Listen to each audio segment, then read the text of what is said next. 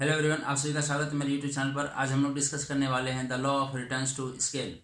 As we know, the law of returns to scale is based on the long run production function where all factors of production are variable.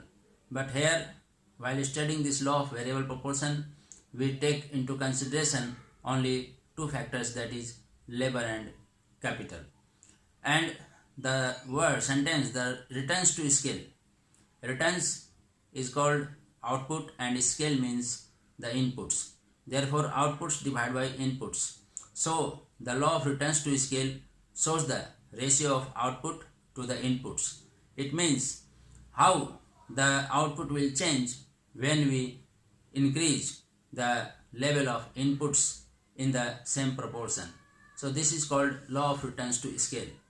So, in other words, we can say that when we increase all the inputs in the same proportion, then how does the output will change due to the change in inputs.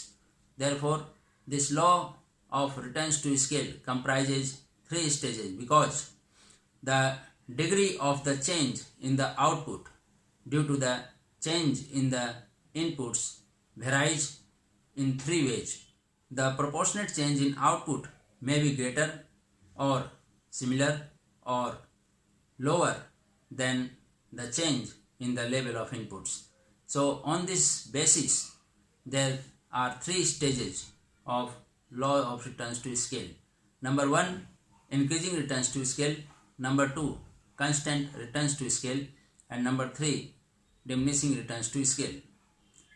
In number 1, that is increasing returns to scale, indicates that when the proportionate change in output is greater than the proportionate change in input, then there will be increasing returns to scale.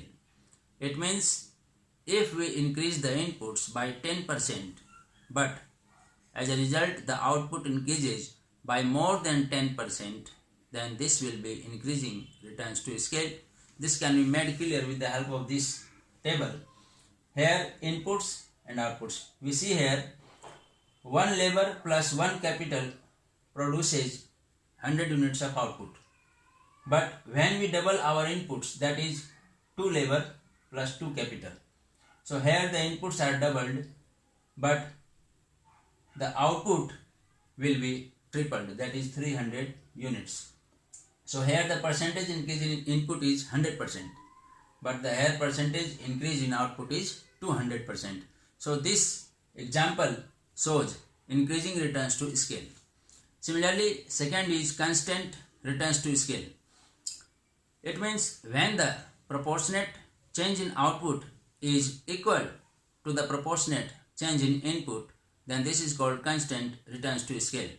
For example, if we increase our inputs by 10% and as a result the output also increases by 10%, then this is called constant returns to scale. And in our example here, the inputs 1 labor plus 1 capital produces 100 units of output. Okay, and when we double our inputs, that is 2 labor plus 2 capital, then the output is also doubled, that is 200 units. So the proportionate increase in input is 100% and the proportionate increase in the output is also 100%. So this example represents constant returns to scale. Number 3 comes diminishing returns to scale. In this, when the proportionate increase in output is smaller than the proportionate increase in inputs, then this is called diminishing returns to scale. For example, if we increase our inputs by 10%, but the output increases by less than 10%, then this is called diminishing returns to scale. And in our example, when we double our inputs from 1 labor plus 1 capital to the 2 labor plus 2 capital, then the output will increase only by 50%. We can see here 1 labor plus 1 capital produces 100 output, whereas 2 labor plus 2 capital produces 150 units only. So here the percentage increase in input is 100%, but the percentage increase in output is 50%. So this shows the diminishing returns to scale. Okay, and we study now these three concepts, this increasing returns to scale, constant returns to scale, and diminishing returns to scale through the help of graph. Here in this graph, labor is represented on x-axis, whereas capital is represented on y-axis. And we see here the curve OP. OP is called expansion path. Expansion path.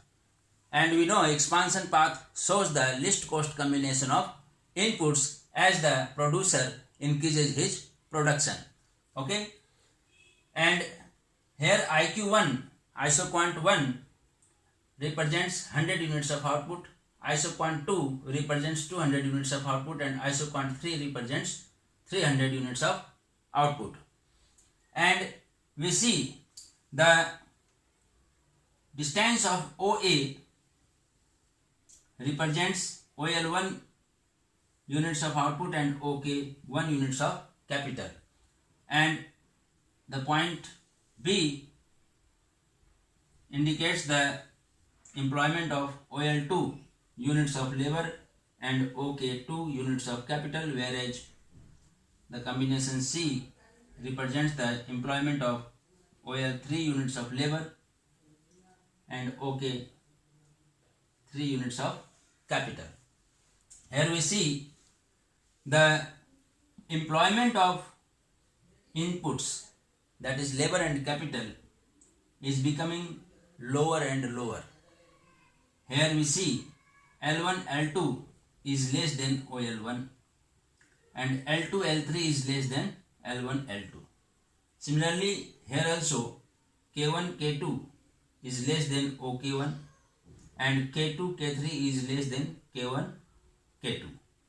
So here also on the expansion path curve OP, we see AB is greater than OA. AB is less than OA. This AB is less than OA, and BC is less than AB. This shows that with the employment of less and less amount of inputs, we are getting the equal increment in our outputs. So previously with such amount of inputs we were getting this much output, but now with lesser inputs we are getting this much output. So this shows the increasing return. So output is increasing at a greater proportion than the increase in the inputs. So this diagram explains the increasing returns to scale. So because inputs are increasing by less and less proportionate, whereas output is increasing by the equal proportionate. So while comparing the increment of output with the increment of inputs, we see the proportionate increase in output is greater to the proportionate increase in input. So this diagram shows increasing returns to scale. Similarly, now we study constant returns to scale. Okay. Similarly, this diagram represents the constant returns to scale, because here along the OP expansion path we see the OA is equal to AB equal to BC. Since OP expansion path represents the combination of inputs as we increase our level of output, so here OA is equal to AB, and IQ1 is producing 100 output, IQ2 is producing 200 output. Here from 0 to A point and from A to B point, the inputs are increasing in the same proportion. Similarly, here IQ1 and IQ2 also represents the increase in output by 100 and 100 units. Therefore, the proportionate increase in output is equal to the proportionate increase in the inputs. Similarly, from combination point B to the combination point C, again AB is equal to BC. So again the input are increasing in the same percentage. And again IQ2, from IQ2 to IQ3 the output again increases by 100 units. So this also shows that the proportionate increase in output is equal to the proportionate increase in inputs. Therefore this diagram shows the constant returns to scale, because in the constant returns to scale the percentage increase in output is equal to the percentage increase in inputs. Okay. Similarly, this diagram represents diminishing returns to scale, because here along the OP curve, that is expansion path, we see AB is greater than OA and BC is greater than AB. So this shows that each time we are increasing inputs by larger amount. Okay. So IQ1, IQ2 and IQ3 represents 100 units, 200 units and 300 units respectively. And this shows that output is increasing by the same amount, that is 100 units, 100 units and 100 units. But comparatively inputs are increasing at a greater proportion.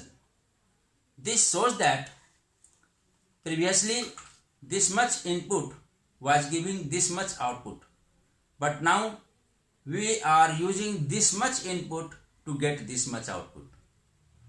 So this represents that the proportionate increase in output is less than proportionate increase in inputs. Therefore this diagram represents diminishing returns to scale, because the same level of output is increasing with the use of more and more units of inputs. So this is diminishing returns to scale. And I hope this tabular presentation and this graphical presentation have made the concept of law of returns to scale very much clear to you as well. And I request all of you to like and share my videos and also subscribe my channel as well. Thank you very much.